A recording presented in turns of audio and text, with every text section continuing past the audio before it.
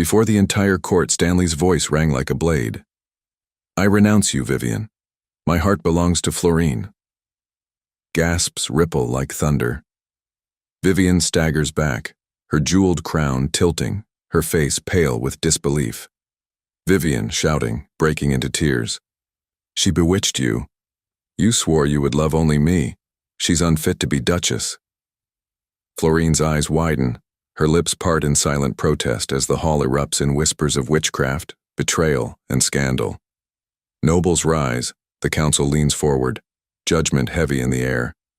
And in that moment, everything's shattered. Love, loyalty, and power colliding before a kingdom's eyes. Stanley steps down from the dais, every eye fixed on him. Slowly, deliberately, he takes Florine's trembling hand before them all. And then, before the gasping court, before Vivian's horrified eyes, he lifts it to his lips and kisses it with reverence. The hall freezes. Vivian's breath catches in a sob of rage.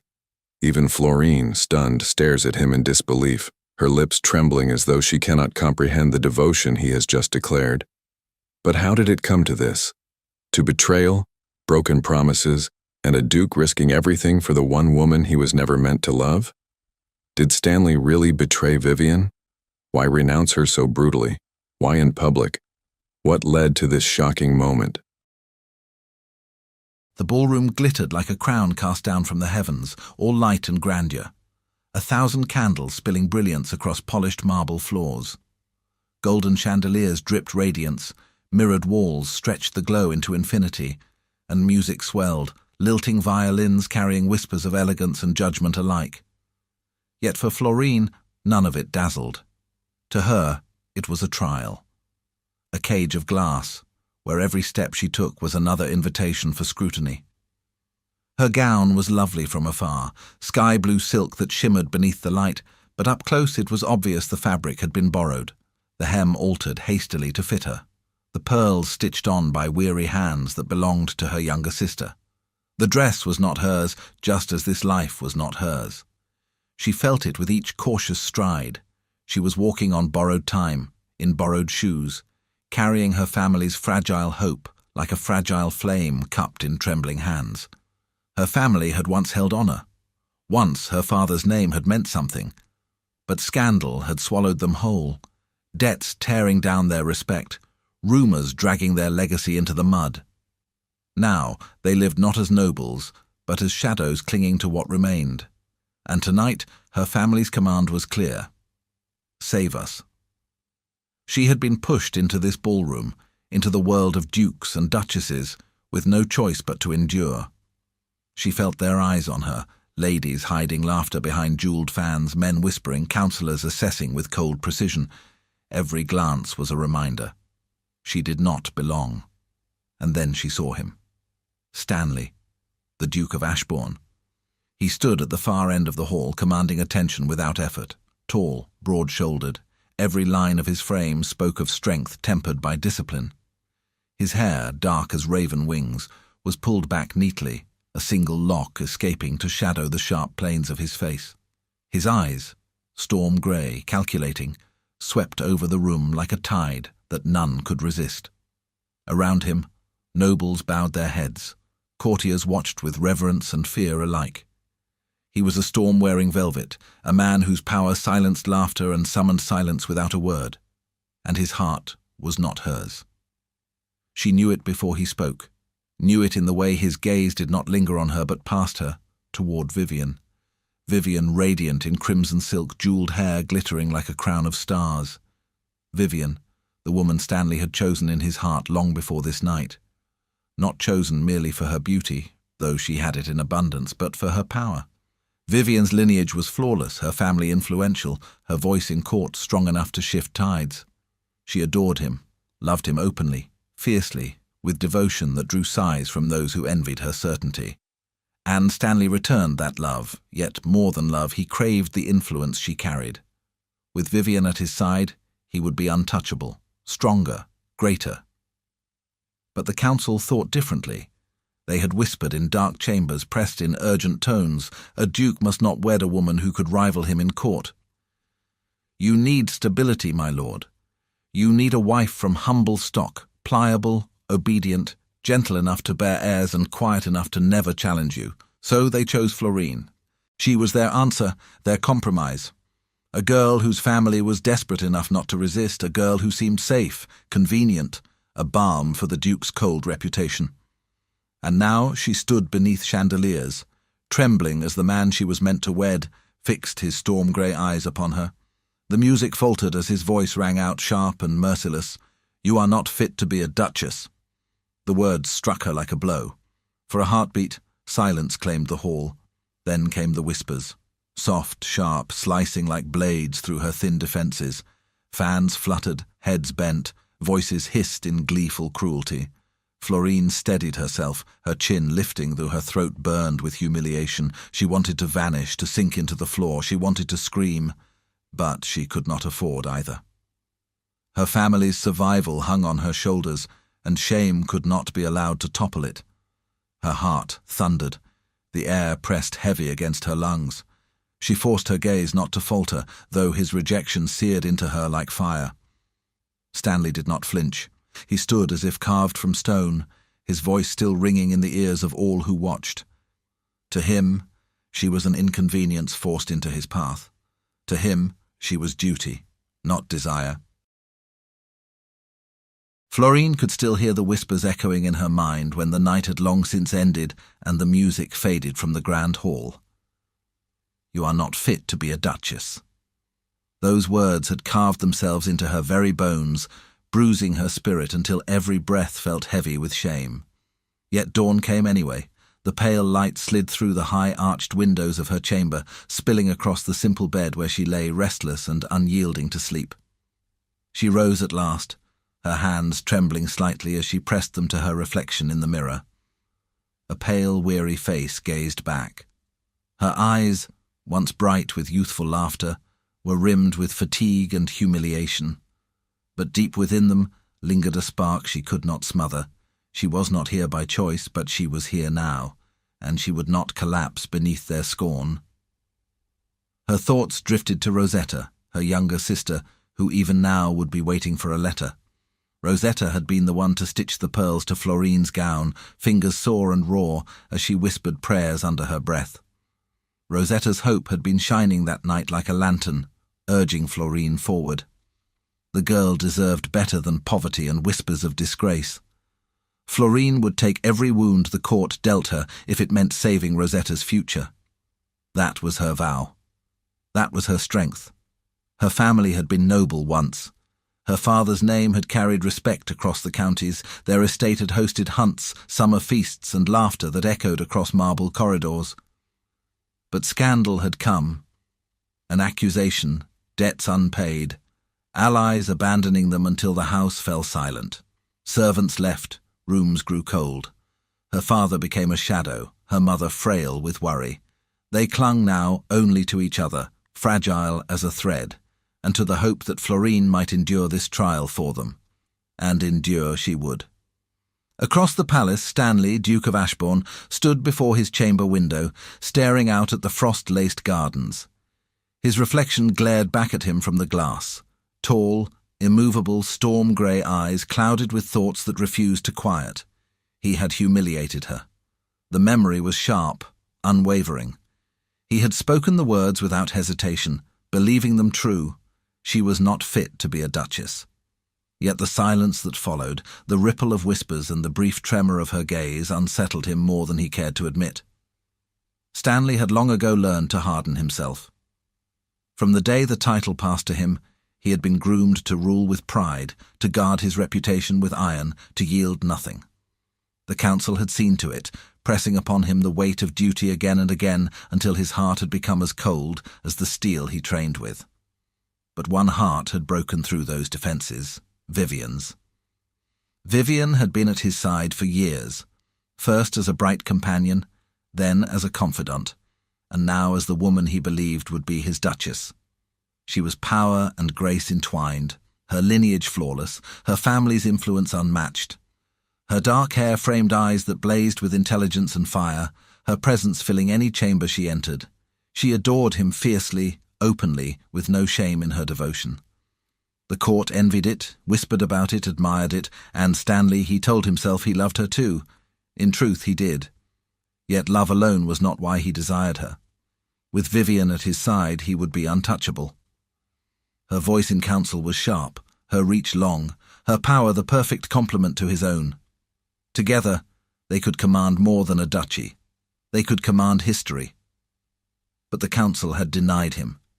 They whispered their arguments like poison. She would rival you, my lord. She would command beside you. No duke should share his throne. They had chosen Florine instead, safe, humble, convenient. A girl from a ruined family, desperate enough to obey, pliant enough to mould. They spoke as though she were not flesh and blood, as though she were a tool they could thrust into his hand and be done. Stanley clenched his jaw. He despised their presumption. He despised their control. And yet, bound as he was to duty, bound as he was to crown and title, he could not cast their will aside. Florine was to be his bride. By midday, Florine wandered the gardens, her steps carrying her along gravel paths dusted with frost. Roses still clung to their branches, though the season had begun to claim them, petals curling at the edges, pale as her fingers. She sat upon a stone bench and let her hands rest in her lap, breathing deep against the sting of humiliation that lingered still. Her mind turned again to Rosetta, to her mother's fragile smile, to her father's hollow eyes. For them, she would remain. For them, she would not falter. Yet how could she live beside a man who despised her so openly? Later, as she passed along a colonnade that overlooked the outer courtyard, voices floated through the carved stone arches. A gathering of noblewomen had assembled in a salon across the street from the palace gates, their carriages lining the cobblestones outside. Through the open windows, Florine heard their laughter, bright, cruel, sharp. At the center of their circle stood Vivian, radiant in crimson silk, her head high as if she already bore a crown. "She will not last," one whispered, her fan flicking open. "The Duke cannot possibly want her," another murmured, laughter lacing her words. Vivian's lips curved into a smile, though her eyes gleamed with steel. "He will come to me," she said softly.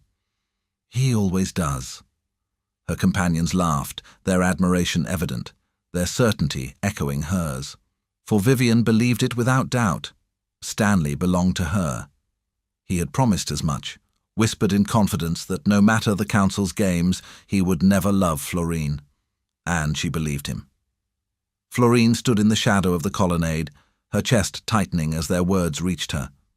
They cut as sharp as Stanley's had. Yet in their cruelty she found a strange strength, because she understood now what she was facing. Not only the Duke's coldness, not only the council's will, but Vivian's certainty, her love, her power. The battle lines had been drawn, though Florine had never asked to fight. That evening the council gathered again in their shadowed chamber. Voices droned, old men wrapped in velvet and self-importance, nodding as though their words were scripture. "Florine will calm him," one said. "She will not meddle in affairs beyond her place," another agreed. "She is perfect," a third concluded. "Obedient, grateful, powerless.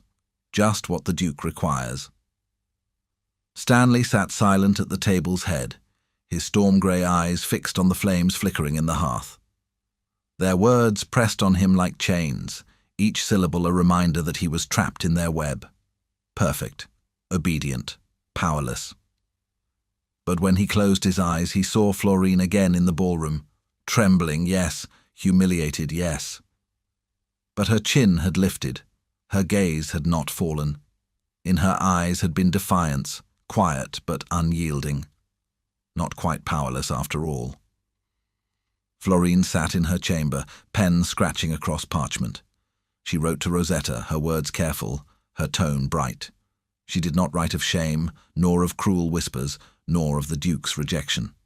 She wrote instead of courage, of hope, of the promise that she would endure whatever trials came for the sake of their family. Yet, when the quill stilled, her hand lingered on the page. And for a moment, she let herself feel the weight of despair.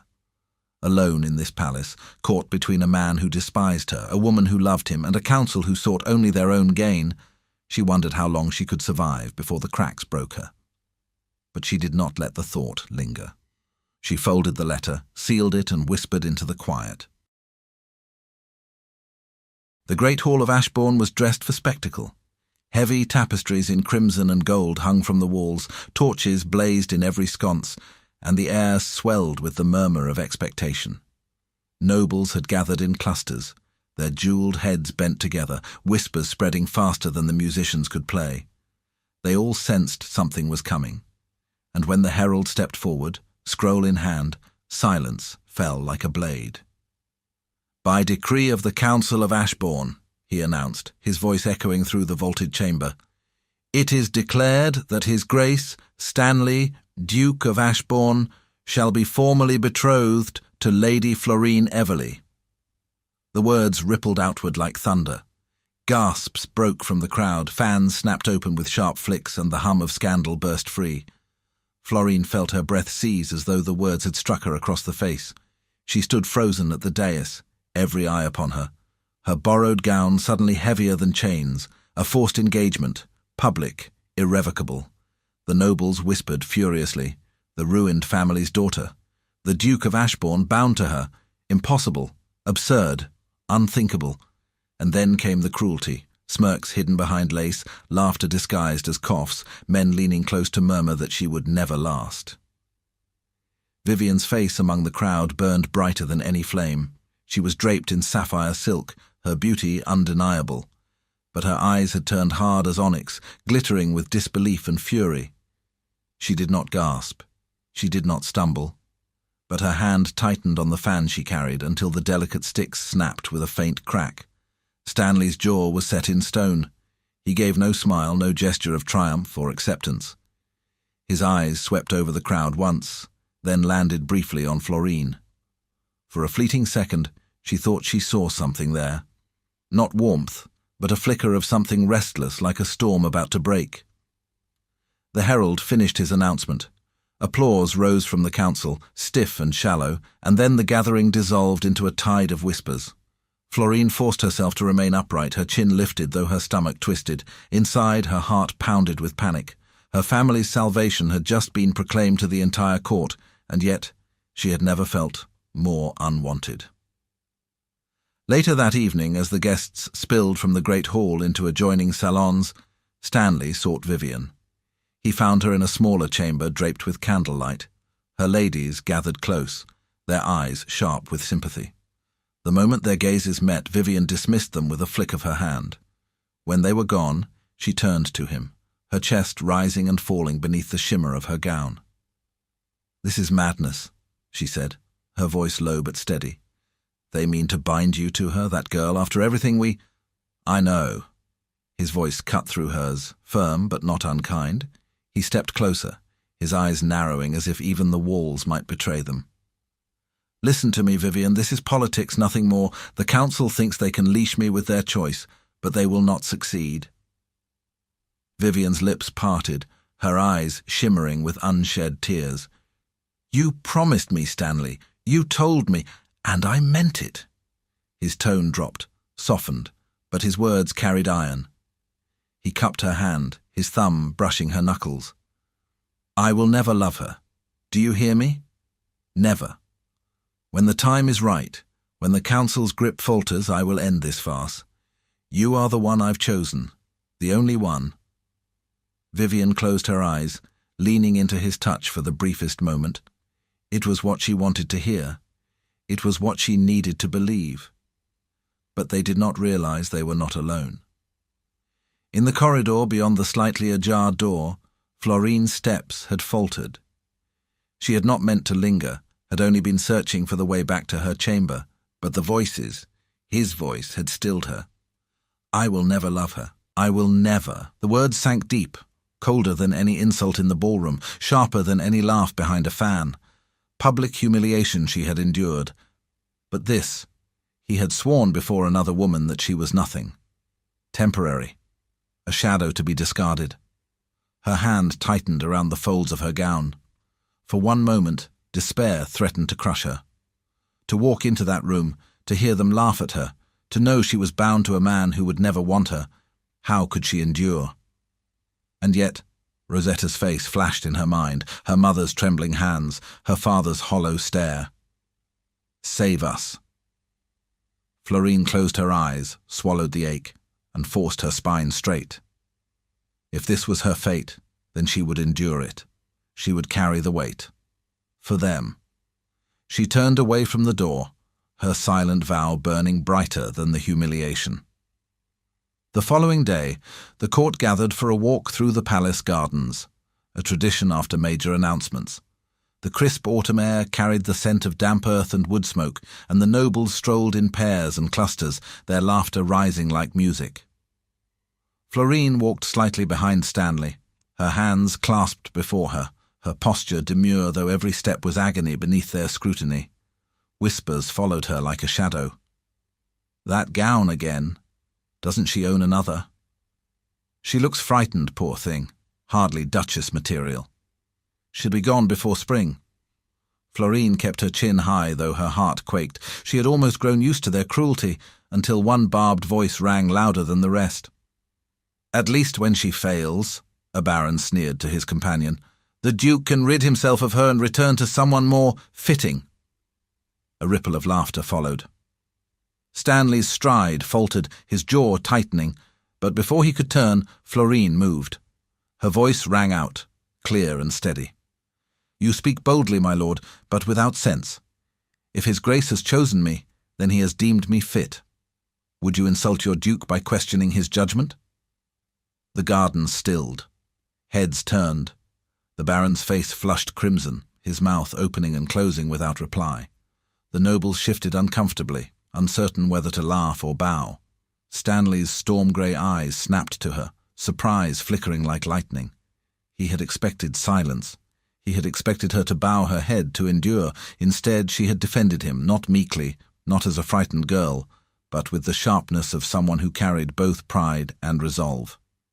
A slow murmur rippled through the crowd.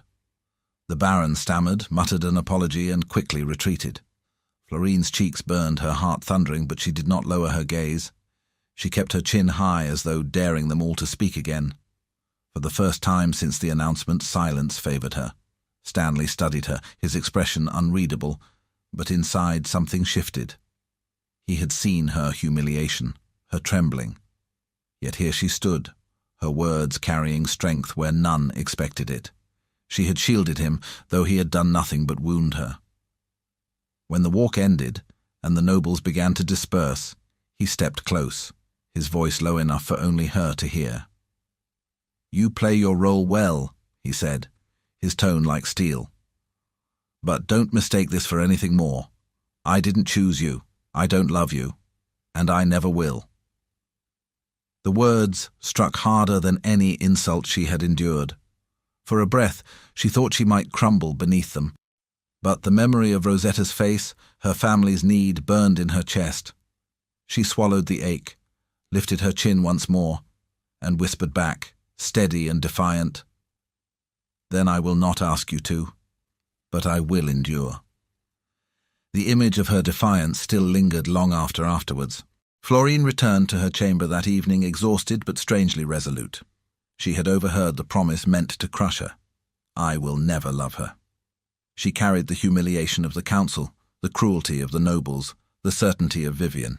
And yet, today she had spoken and her voice had not broken. For the first time she wondered if perhaps she was stronger than they believed. And for the first time, Stanley wondered if perhaps the girl they had forced upon him was not so easily dismissed. If you were Florine, would you still fight for dignity in a marriage where love seems impossible, or would you surrender to despair and walk away? The days that followed were a labyrinth of contradictions for Florine. The engagement had been announced, the decree had been signed. She was no longer simply the ruined daughter of a fallen house, but the future Duchess, though few would say it without sneering. Every corridor of Ashbourne's palace whispered with judgment, every chamber felt colder for the silence that greeted her steps. Yet, for all the weight pressing down upon her, she found herself meeting Stanley more often than she would have imagined. It was unavoidable, at meals, at court gatherings, even by chance in the gardens where she sought solace. And with every meeting came an unspoken test. He was cold still, his storm-grey eyes sharp with distance. But when he spoke to her, she discovered within herself something she had not known before. Defiance. "You should not wander the gardens alone," he said once, his voice curt. "It invites whispers of impropriety." Florine, standing among the roses, lifted her chin. "Perhaps it is the whispers themselves that are improper, not I. Let them find better things to talk of." The corner of his mouth twitched as though he might smirk, but he crushed it quickly. Still, she had seen it, a crack in his armour. But if Florine's days were a struggle to endure, Vivian's were a war to reclaim what she had lost. In a private chamber of her family's estate, richly draped in sapphire and velvet, she met Stanley in secret. He came to her often, slipping away from the palace under guise of council duties. Their meetings burned with the intimacy of lovers, yet they also trembled with desperation. "You promised me," Vivian whispered one evening, her fingers clutching his sleeve as though he might vanish. The firelight gilded her hair in bronze, her dark eyes gleaming with both longing and anger. "And I promise still," he answered, his hand cupping her cheek, his thumb brushing her skin. "Florine is nothing but a council's pawn. When the time is right, I will end this charade. You are the one my heart beats for." Her breath trembled. He leaned closer, sealing the vow with a kiss that deepened into something fierce, desperate, and undeniable. Vivian clung to him, letting the taste of him chase away her doubt. Yet when he left her that night, a cold wind slipped through her chamber, and the memory of Florine's pale but defiant face in the gardens refused to fade from her mind. Florine and Stanley's forced closeness was like a forge, heat and pressure building with every interaction. At the council table, when older lords pressed Stanley with demands, she sat quietly at his side. But once, when one suggested openly that perhaps she should remain silent on matters of estate management, Florine turned to him with a serene but firm reply.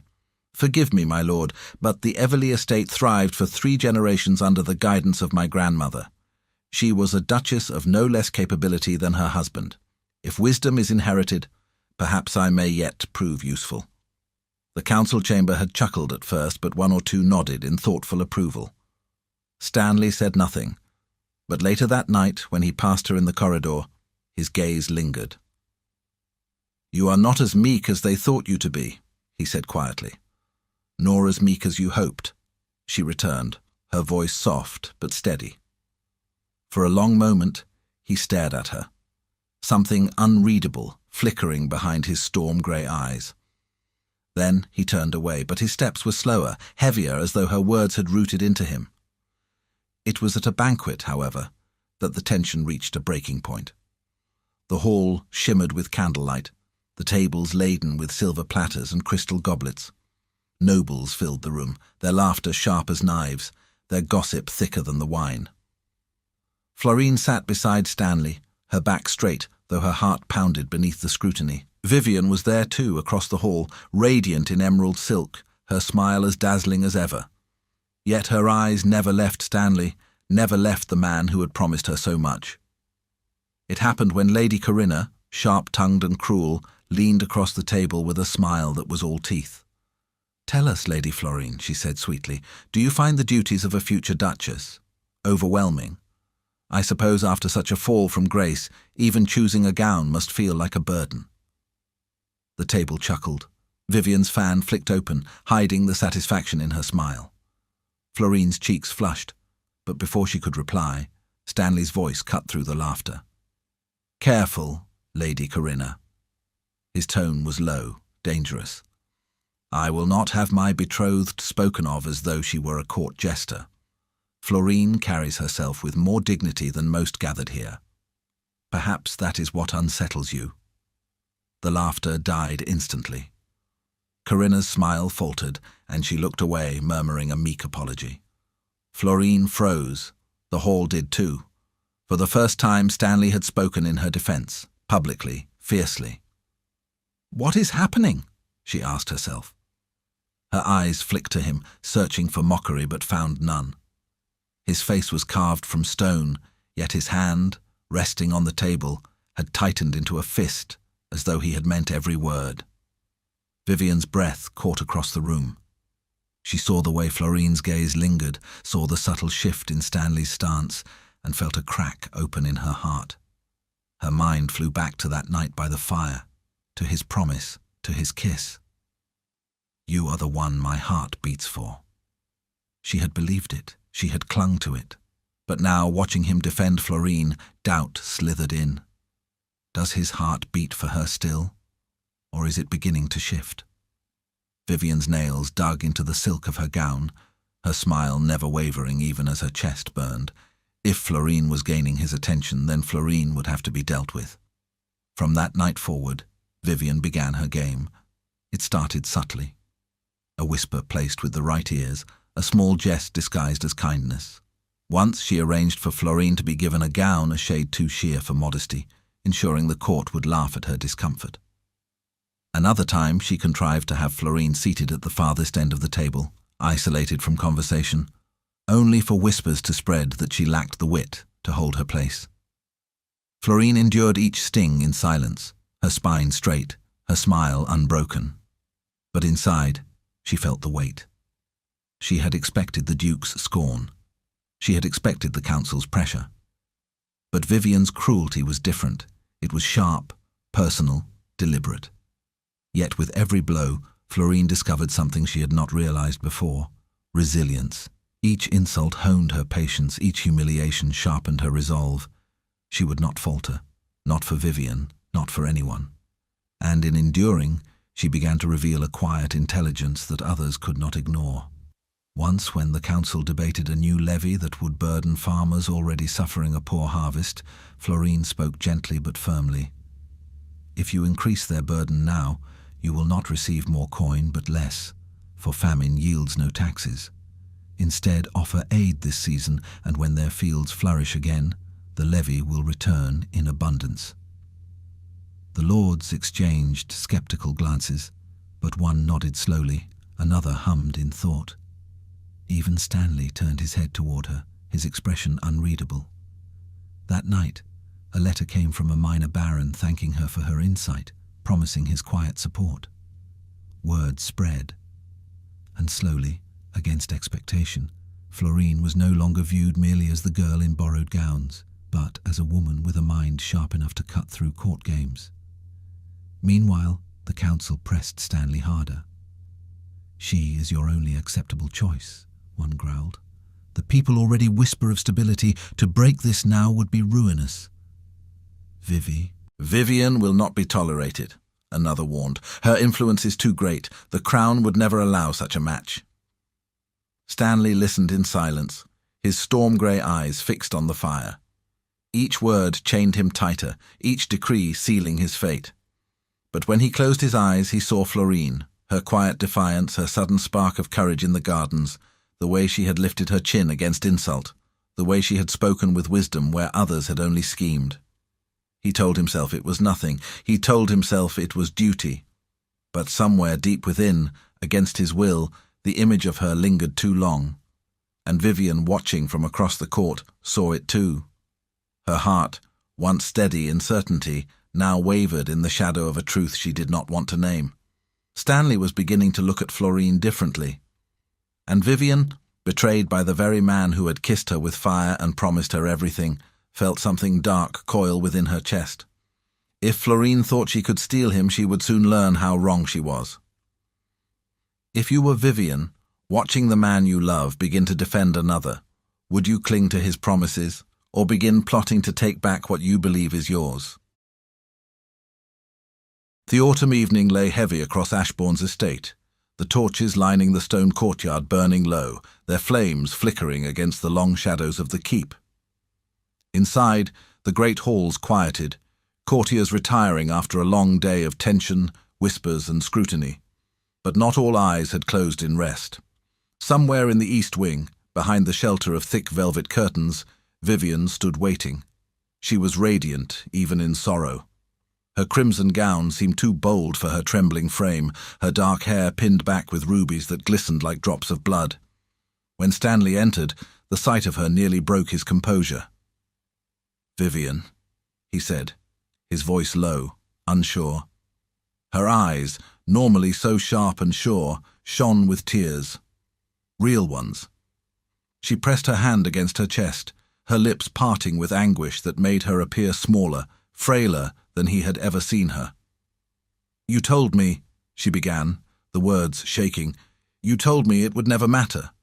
That this arrangement, this farce, would change nothing between us." Stanley stiffened. "And it hasn't," he replied. His voice carried the iron weight of a man used to command, yet underneath it was a fracture, a tremor he despised in himself. But Vivian's tears only fell faster. "Do not lie to me, Stanley. I see it. I see the way your eyes follow her when you think no one is looking. I see the hesitation in you now. You kissed her hand before the court. Do you think I am blind? Do you think I don't know what that meant?" The memory burned in his chest. The humiliation of Florine trembling, and then the softness of her skin beneath his lips. He had told himself it had been strategy, defiance against the council's will, nothing more. But Vivian's words cut to a truth he could not name. He took a breath.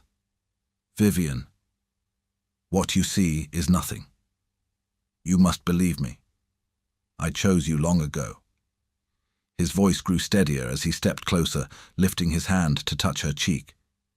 "You are my heart. You are the one I love." She closed her eyes, leaning into the touch, but her tears did not cease. For the first time Vivian doubted him. For the first time she feared she was losing him. She felt she's probably being played with. And Stanley, desperate to soothe her, pressed a kiss to her forehead. "Nothing will change, Vivian," he whispered. "Florine means nothing. She always will." His words were meant to comfort, but inside, confusion raged, because as he spoke them, an image stirred against his will. Florine's chin lifted in quiet defiance, her gaze steady despite his rejection, her silence carrying a strength that gnawed at him in ways Vivian's brilliance never had. Later that night, Florine moved quietly through the long, echoing corridors. She had been restless, the weight of her family's survival pressing too heavily upon her chest for sleep. She carried no candle, trusting the pale wash of moonlight spilling through the tall windows to guide her steps. And it was in that moonlit silence that she heard it, voices drifting from a half-open door ahead. She stopped, hidden in shadow, listening. Vivian's voice, sharp now, no longer trembling. She was still at Stanley's estate, but not with Stanley. "If he thinks he can dismiss me for that girl, he is mistaken.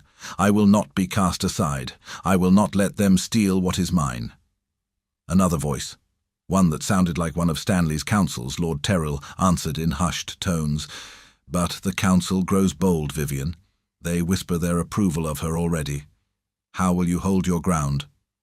"I will use what I have always had," Vivian said, her tone venomous now. "My influence, my power. Stanley may try to assure me now, but I have seen the shift in him. I will bind him to me, one way or another. If he falters, I will remind him who truly commands this realm. I will rule through him if I must. He will bend, and she will be crushed beneath us both." Florine's heart seized. She pressed her back against the cold stone wall, her breath caught in her throat. Every word cut like ice, searing her with the truth of Vivian's intent. Vivian did not just want Stanley's love. She wanted his throne, his power, his very rule. Florine's first instinct was to rush to Stanley to tell him everything, to free him from the snare tightening around his life. But the thought stilled her. He would never believe her, not now, not when Vivian had his heart and his trust. To speak would only brand Florine as jealous, desperate, deceitful. So she stayed silent. She would protect him another way. Florine straightened her spine, trembling still, but resolved. She would not expose Vivian, not yet. She would endure the whispers, the humiliation, the disdain, if it meant guarding Stanley from Vivian's shadowed schemes. Quiet sacrifice was the only shield she could raise. When Stanley saw her again, it was later that same night. He had retreated to the garden, seeking air to clear his head, when he found her sitting beneath a willow tree. Moonlight washed over her hair, turning it silver, her posture still though her eyes carried storms. "You are awake," he said, his voice rough. Florine startled, rising quickly. "Your Grace." "No titles," he interrupted softly, surprising even himself. "Not here. Not now." She hesitated, unsure, then inclined her head. "Stanley." His name on her lips felt like a secret, fragile and dangerous. He studied her for a long moment. "You heard the whispers again today, didn't you?" She gave a small, bitter laugh. "When do I not?" Her honesty struck him like a blade. He had expected meekness, obedience. Instead, she stood before him with quiet strength, her humiliation worn like armor rather than chains. "Does it not crush you?" he asked. "It tries to," she admitted, "but I cannot allow it. I have my family to think of. If I break, they break, and I would rather burn than let that happen." Her voice trembled, but her resolve did not, and Stanley felt something inside him shift. For the first time he saw not a pawn, not a convenience, but a woman who carried more strength than the council could ever predict. He stepped closer. "Florine," he faltered, words catching, emotions tangled in a net he could not escape. "You endure more than most men I know." She lifted her gaze to his, eyes bright with unshed tears, but she did not look away. "You see humiliation. I see survival. If I must bleed for my family, I will. If I must endure your hatred, I will. Because love, true love, requires sacrifice." His breath caught. He had not expected such vulnerability, nor such fire. It shook him, unmoored him. For once he could not look away. Silence stretched, thick with something neither could name. The moon bathed them both in silver, the garden holding its breath. And then he did what he had not intended. He reached for her hand. Her fingers were cool, trembling slightly, but she did not pull away. For a moment they simply stood, tethered by touch and silence, two souls colliding where duty forbade. Florine would not tell him of Vivian's plan. Not yet. She would protect him in silence, even if it meant suffering more whispers, more scorn. And Stanley, though he told himself his heart belonged to Vivian, felt torn by the quiet flame that burned in Florine's defiance. That night, beneath the willow, they shared truths. Not of love, not yet, but of fear, of duty, of sacrifice. And though no kiss was exchanged, the air between them felt like fire waiting for a spark. For the first time, Stanley wondered, was his future truly bound to the woman of power he had chosen, or to the woman of quiet strength he had been forced to take? Do you think Stanley should risk his power for real love with Florine, or keep his promise to Vivian for the sake of strength? The days that followed the moonlit confession beneath the willow were strange ones. Florine felt it in the way Stanley's gaze lingered when he thought no one noticed, in the way his voice softened around her despite his efforts to remain cold. There was something building between them, something fragile yet undeniable. Each time their hands brushed, each time their eyes met, the tension tightened its grip, pulling them together even as duty threatened to tear them apart. For Stanley, it was worse. He tried to convince himself that what he felt was nothing but gratitude or curiosity. Yet he could not shake the truth. Florine bore strength Vivian never had. She did not flatter him, nor did she seek to wield his influence. She carried her scars with quiet dignity, and it humbled him in ways Vivian's brilliance never could. It unsettled him, it tempted him, and it terrified him. But temptation always carried consequence. And for Stanley, the sharpest edge of that consequence was this: he still loved Vivian. She had been his heart for so long that letting go felt like treachery to himself. His bond with her, however, was another chain he could not break. The first whispers began in the servants' corridors, a trickle of poison through the stone walls of Ashbourne. "The Duchess is no ordinary woman," they murmured. "She has bewitched him." How else could the Duke's loyalty sway so quickly? By the time the rumours reached the court, they had become sharper, crueler. Florine's blood is tainted, some said. Her family's fall was no accident. It was curse-born. Others whispered of charms and spells, of potions that ensnared the heart. And at the center of these rumors stood Vivian. Her heartbreak had hardened into fury.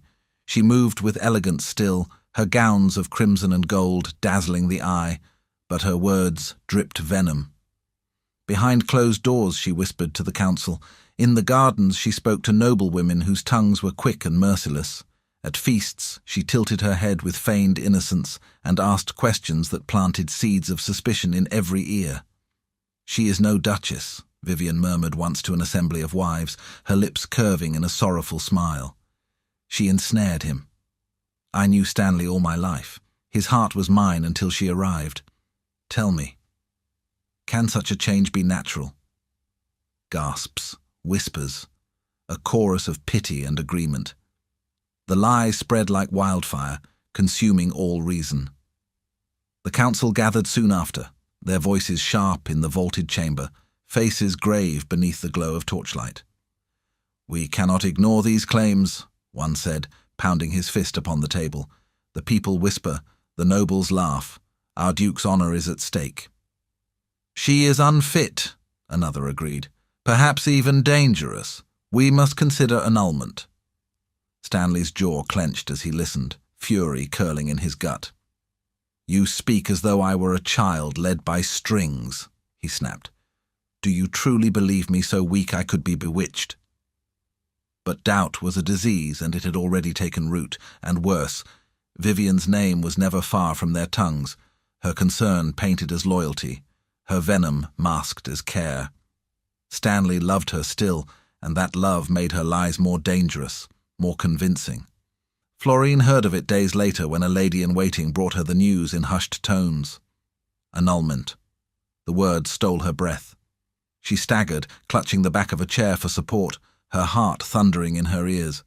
The humiliation she had endured, the sacrifices she had made, the strength she had fought to uphold, it was all being stripped away by lies. When Stanley came to her chamber that evening, she was waiting. The fire burned low, her hands clenched at her sides, her eyes gleaming with unshed tears. You heard, he said softly, closing the door behind him. Her voice broke with bitterness. That the council doubts me. That they call me witch, curse, poison. His silence was answer enough. Florine's heart cracked. Do you believe them? She asked, her voice rising, trembling with both anger and despair. Tell me, Stanley, do you think I bewitched you? No. His answer was swift, but his face betrayed the storm inside him. Florine, I know you did not. But, she repeated bitterly, there is always a but. He dragged a hand through his dark hair, storm-grey eyes burning. Do you not see? I am trapped. The council gnaws at me from one side, the court from the other. And all the while you stand before me as though untouched by the fire consuming us both. Florine stepped forward, her voice breaking. I am touched, Stanley. Every word wounds me. Every whisper cuts. But I remain because I chose to fight for my family and... She faltered, her voice trembling on the edge of truth. And perhaps because of you. Silence stretched. His chest rose and fell, ragged with breath. Their eyes locked, storm against flame, unspoken words tangled between them. At last his voice came, low and pained. I cannot protect you, Florine, not as I should, not as you deserve. Perhaps the council is right. Perhaps... He stopped himself, his throat tight with unsaid defeat. Her tears spilled then, hot and bitter. You do not trust me, she whispered. No matter what you say, no matter what your eyes tell me, you do not trust me. You will always doubt me. And maybe it's because of Vivian, she continued. You probably want to agree to this annulment because you want to find your way back to her. I know she's the one you love. I know of all the meetings and your confession. Her tears even blurred her vision, spilling so freely she could hardly see the firelight anymore, the room bending and warping through the veil of her heartbreak. Stanley froze, her words slicing through him sharper than any blade. Vivian's name, spoken with such certainty, with such raw pain, landed heavy in his chest. Because it was true. At least, part of it. He did still love Vivian, had clung to her for so long that he could not untangle where loyalty ended and feeling began. But in Florine's voice, in her broken truth, he heard something deeper, the cost of that love. It struck him with a guilt he could not escape, that his heart's divided loyalties had wounded her more cruelly than the council's whispers ever could. She turned away, her shoulders trembling. He reached out, his hand hovering above her arm, but he could not bring himself to touch her. And so the distance grew. That night, Stanley stood alone on the balcony, the wind tearing at his cloak, the stars above burning cold. He thought of Vivian's tears, of the kiss he had placed upon her brow. He thought of Florine's defiance, her trembling honesty, her whispered vow that she would not fall. His heart was a battlefield torn between the woman he still loved, the woman who had always been his, Vivian, and the woman who was changing him against his will, Florine. He could not choose. And so, bound to both, he felt as though he were being torn in two. Florine, meanwhile, sat in her chamber, her letter to Rosetta unfinished upon the desk. Her tears stained the parchment as she whispered into the silence, "Perhaps I was a fool to hope." Both of them lay awake that night, separated not by walls but by doubt, fear, and betrayal. Each believed it might be the end. The bond that had begun to bloom was broken by poison words and counsel's chains, and, though neither spoke it aloud, despair hung heavy between them, as cold and suffocating as the frost crawling over Ashbourne's grounds. For the first time, Florine wondered if she would survive this trial at all, and Stanley, torn, conflicted, still loving Vivian yet unable to resist Florine, feared he had already lost them both. If you were Florine, would you fight to stay despite Stanley's doubts, or would you walk away before your heart shatters completely? The days that followed were darker still, yet the night before had planted a wound deeper than whispers or counsels ever could. Florine's words lingered in Stanley's chest like a blade. You still love Vivian. You probably want this annulment so you can find your way back to her. He had not answered her then, for the truth of it was too tangled, too shameful to speak aloud. But now, every step he took through the corridors of Ashbourne was haunted by that voice, Florine's voice, breaking, bleeding, accusing him not just of doubt, but of clinging to a woman who might never have truly loved him at all. It was Florine who uncovered the truth first. She had not intended to. She was walking the quieter passageways of the palace in search of peace, her mind a tangle of grief and determination, when she heard voices drifting from the council chamber left ajar. She stilled, her heart thudding. "Vivian grows impatient," came a gravelly voice she recognized as Lord Terrell, the sharpest among the Duke's advisers. "She fears the Duke wavers. We must act quickly if we are to keep the girl from binding him to her fully." It happened that Lord Terrell has been bought over by Vivian. "Florine has no power," another scoffed. "She is only a pawn. But the people's sympathy is dangerous. They see her humiliation, her endurance. If she rises further, she may win his heart." "She already has," Terrell murmured darkly. "That is why Vivian presses. She intends to rule through him. If he will not choose her willingly, we shall maneuver him back into her grasp. With her at his side, we hold control." Florine's breath caught. The sound of Vivian's name in their mouths, paired with the words "rule through him," shook her to the core. She leaned back against the wall, eyes burning, her chest tightening with rage. So it was true. Vivian's devotion had not been love. It had been ambition, dressed in silk and tears. And worse, the council knew it. Some even aided her. Florine slipped away before she was discovered, her mind a storm. She should tell Stanley immediately. She should cry out the truth and force him to see what stood before his very eyes. Yet she hesitated, remembering how quick he had been to doubt her, how slow to defend her against rumor. Would he believe her now, or would he accuse her of jealousy again? Still, she knew this much. She could not let him walk blind into Vivian's snare any longer. Stanley, meanwhile, was not blind for much longer. When Vivian came to him that evening, dressed in white trimmed with gold, her eyes wide with feigned sorrow, he noticed the cracks in her mask for the first time. She clutched his arm, voice trembling with practiced fragility. "You must not keep to this engagement any longer, Stanley. Don't you see? She is beneath you. She taints you. The court whispers of spells, of curses. If you hold her, you lose everything. I'm the one who will give you everything." He studied her as she spoke, truly studied her. Once her voice had been music to him. Once her fire had dazzled him. But now all he saw was calculation beneath the sheen of her tears. Every word, every tremor, was designed not to soothe his heart, but to chain his will. For the first time he wondered if Florine had been right, if perhaps what had bound him to Vivian all these years had not been pure love, but the lure of power she embodied. Her lineage, her influence, the strength she carried into any chamber. He had wanted them as much as he had wanted her. And now, standing before her, he felt the shame of that truth. "Do you love me, Vivian?" he asked suddenly, his voice sharper than he intended. Her lips parted, eyes widening at the question. "Stanley, how can you ask me that? I have loved you all my life." But the words rang hollow. He heard them as he never had before, and they felt rehearsed, too smooth, too polished. For the first time, doubt twisted in him not about Florine, but about Vivian. That same night, fate threw him and Florine together again. She came to him with trembling hands, unable to hold the truth inside any longer. She found him in the library, alone, firelight casting gold over the shelves. "There is something you must know," she said, her voice firm despite the ache in her chest.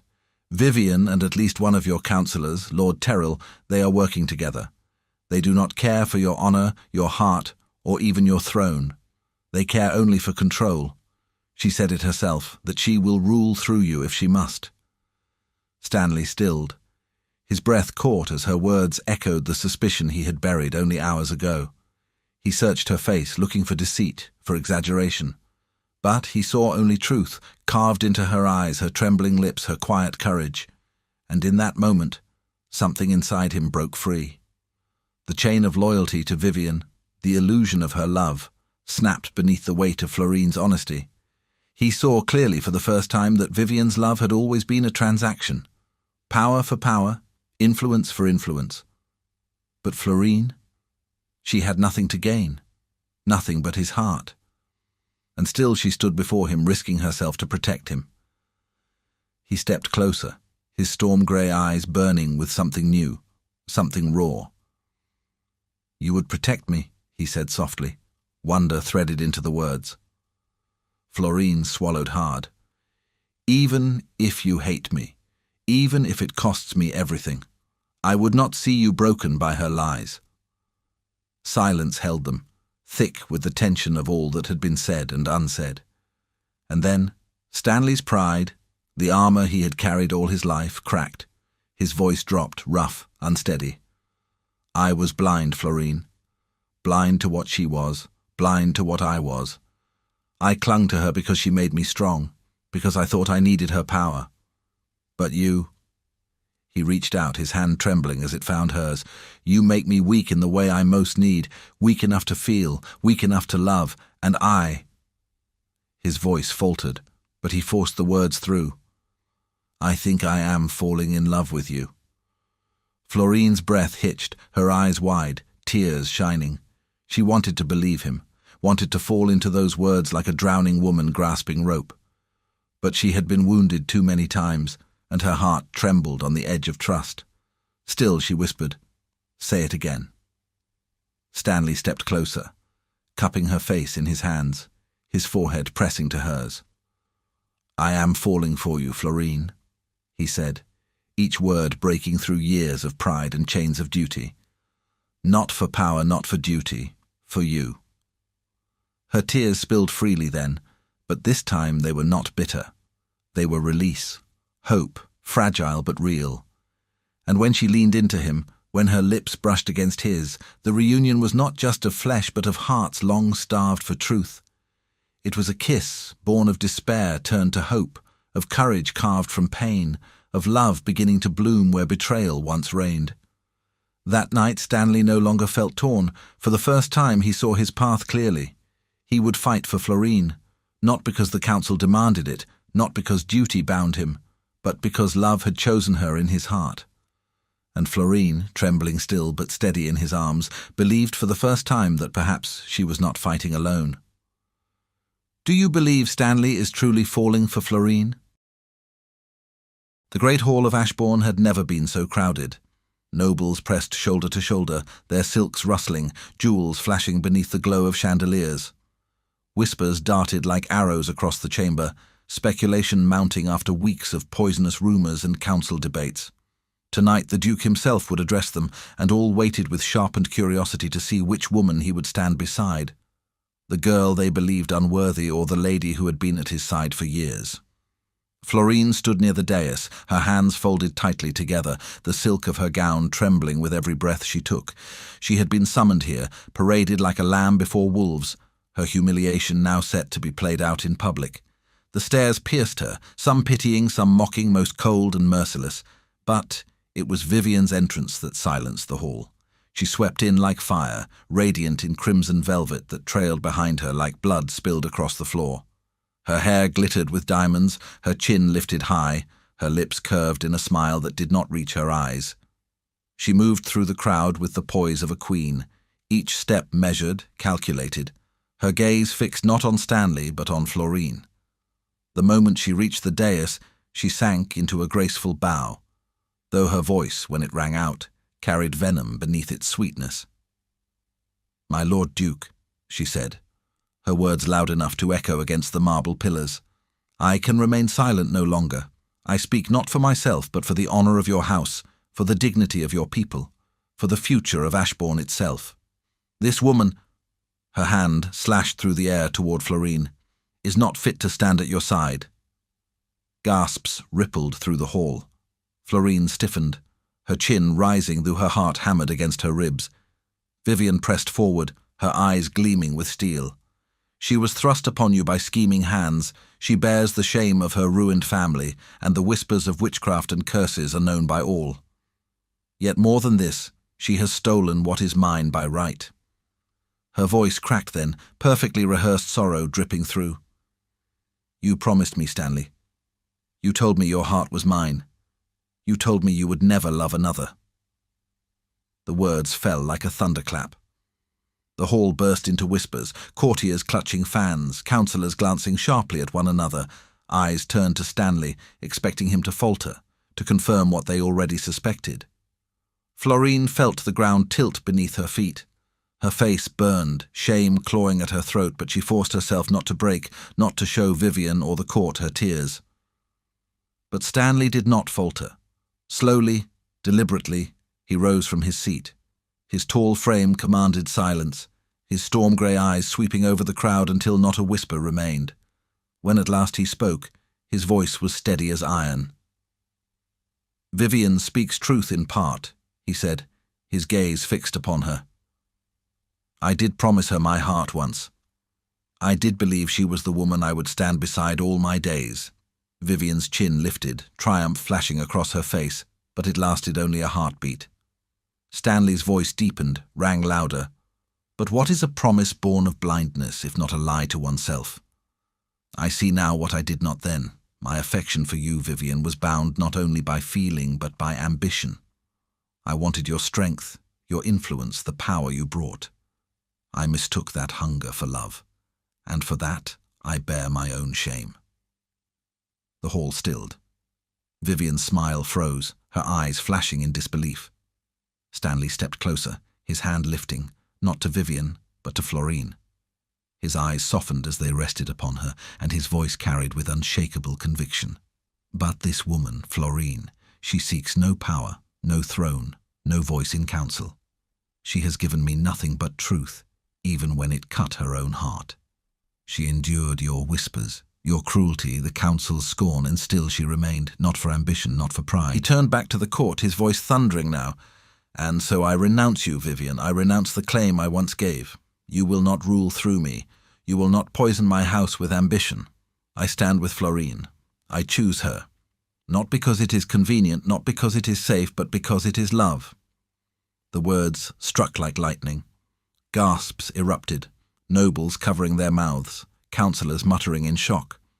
A few cried out in protest, others whispered furiously, but many more stared in stunned silence as the Duke of Ashbourne did what no one expected. He broke his pride, shattered his own past, and declared himself for the woman they scorned. Florine's knees trembled. For a moment, she could not breathe. Her heart soared and broke all at once, her tears slipping silently down her cheeks. To be defended like this, to be chosen not for duty but for love, it was more than she had dared to dream. Vivian's face paled, her lips trembling. "You would throw me aside? For her?" Her voice rose, cracking, echoing with disbelief and rage. "After all we shared, after all you promised me, you would shame me before them all?" Stanley's gaze did not waver. "You shamed yourself, Vivian, with every lie, with every whisper you fed, with every ambition you clothed as love. You do not want me. You want my throne. And that I will never give you." The words were final. Vivian's composure shattered. For the first time, the mask of elegance slipped, and fury twisted her beautiful face. "You will regret this," she hissed, "both of you. You think love is enough, but power rules this world, not tenderness. I will not be forgotten." With that she spun, her gown a storm of crimson as she swept from the hall. Nobles parted before her, whispers following in her wake like smoke trailing fire. Her diamonds caught the light one last time, a crown slipping from a head that would never wear it. She was defeated, humiliated, but her eyes, as she glanced back, promised what her lips did not: revenge. The court erupted. Some councillors stood to protest, voices raised in anger. "This will ruin us," one shouted. "The nobles will laugh us into ruin." Others, though, hesitated, swayed by the conviction they had just witnessed. The Duke had spoken with the fire of a man in love, and there was power in that too. Stanley silenced them all with a raised hand. His storm-grey eyes burned with pride as he turned back to Florine, offering her his hand before them all. She hesitated, her heart still fragile, still raw, but when her fingers slipped into his, the hall filled with murmurs of awe and shock. Together they stood, Duke and Duchess, not bound by politics or ambition, but by the love that had survived humiliation, betrayal, and doubt. Stanley raised her hand to his lips, pressing a kiss to it with reverence, his voice ringing out so none could mistake him again. "This is my Duchess, my heart, my strength, my choice." Florine's tears fell freely then, but she did not bow her head. She stood tall, the whispers no longer knives but fading echoes. For she had been chosen, defended, and loved. And though Vivian's shadow still lingered beyond the doors, for this moment, this triumph, Florine felt the world steady beneath her feet at last. Do you think Vivian will return to take her revenge, or has Stanley's public choice finally ended her hold on him? Do you think Stanley was right to shatter Vivian's heart so publicly, or should he have ended things with her in private? The silence after Vivian's storming exit lingered, thick and stunned. Courtiers still whispered, councillors still muttered, yet all eyes had shifted to the Duke of Ashbourne and the woman at his side. Stanley turned fully toward Florine, his hand still enclosing hers, his storm-grey eyes fierce yet softened in a way no one had ever seen. And before the hall could recover its breath, before the whispers could rise again, Stanley bent and pressed his lips to hers. It was not the polite kiss of ceremony, nor the cool brush of duty. It was fierce, unyielding, a declaration as bold as the words he had spoken moments before. Gasps filled the hall, fans snapped shut, jewels rattled as women clutched their throats. But Stanley did not care. His arm circled Florine's waist, drawing her close, his kiss demanding the court bear witness to what he now claimed openly: his love. Florine trembled, her knees weak, but she did not retreat. She met him, answered him, and for a heartbeat, the shame, the rumors, the humiliation, all of it burned away in the fire of that kiss. When at last he drew back, his voice rang out again, steady and clear. "This is my Duchess, my wife, my choice, and no power in this hall or beyond will take her from me." The words resounded like the tolling of a bell, final and undeniable.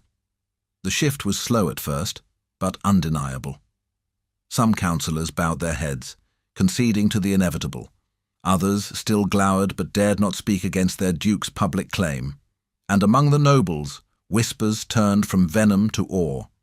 For though they had mocked Florine's borrowed gown, scorned her family's disgrace, they could not deny the courage with which she had borne every insult, nor the grace with which she now stood, tall and unbroken, beside the man who ruled them all.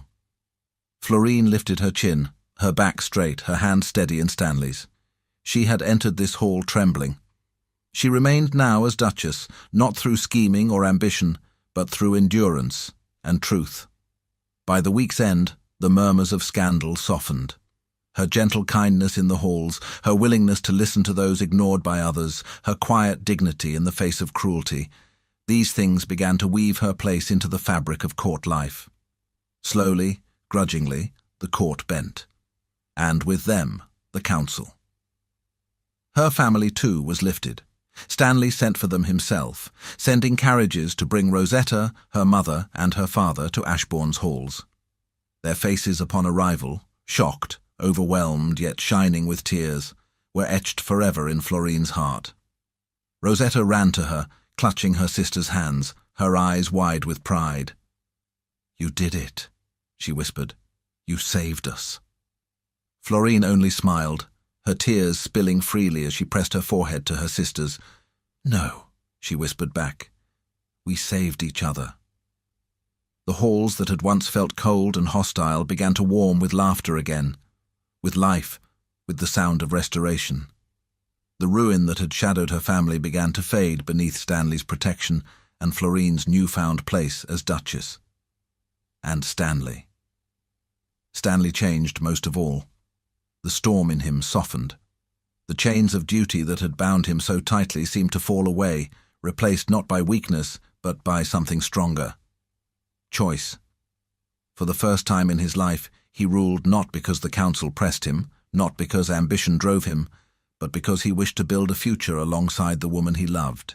He found himself lingering beside her in quiet chambers, speaking not of politics, but of hopes.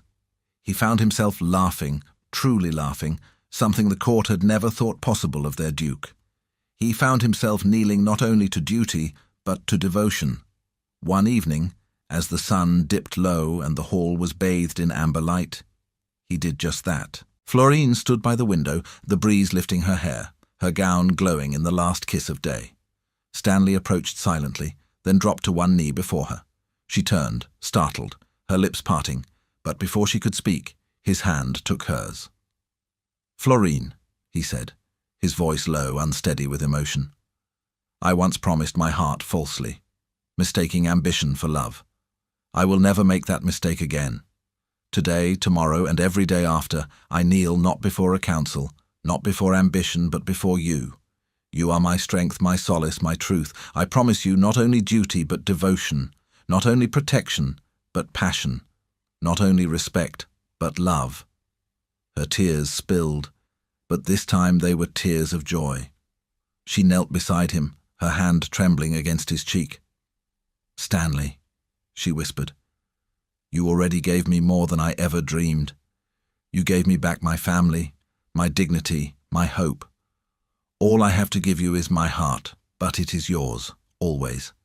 And then in the fading light their lips met once more, this time not in defiance, not in desperation, but in promise. A kiss tender yet burning, sealing not only their union but the beginning of a new life together. The court would remember that day not as the fall of scandal, but as the rise of a duchess who had been scorned and proven worthy. They would whisper of Vivian's fury, of her vow for revenge, but it was Florine's name that would linger, her quiet courage that would become legend. Ashbourne's halls, once echoing with division, now thrummed with laughter and love. And at the heart of it stood a duke who had laid down his pride, and a duchess who had risen from ruin to redemption. Together they began not an ending, but a beginning. Closing image. In the privacy of their chamber later that night, the passion they had held back finally found release. Stanley's hands, once weapons of war and politics, cradled her with reverence. Florine, once bowed beneath shame, gave herself fully, her laughter and tears mingling in the firelight. Their union was not merely of bodies, but of hearts, of souls bound in devotion. For once there was no duty, no power, no pride, only love. Do you believe love is worth more than power, even if it means risking everything?